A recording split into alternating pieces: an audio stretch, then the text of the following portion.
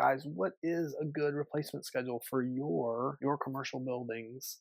Well, a lot of the stuff we see in our area is stamped concrete. That's really common all across the U.S. That's going to have a life of, say, 20 to 25 years, depending on how it's kept, sunlight, drainage, some of those things. You might even see it get to 30. For stuff that's more like pavers and just loose brick that's been laid, that's something that's going to have to be maintained more often. So you're going to want to look at a shorter timeline on those things, more like 10 to 15. If you have engineered wood or wood or something that's laid out, that's just taken on, that's flat, that's taken on a lot of rain, and it's going to be porous, that's going to be even faster. But you'd be lucky to probably get to like 7 years, 5 to 7 on that. Check us out at wbtc3.com with any of your questions. We're the best boutique firm in the world for small businesses, hotels, and apartment buildings, and for institutions, which means schools and churches, colleges. We love gnarly jobs. We love stuff that we need a team around to get our arms around, our beefy arms around, and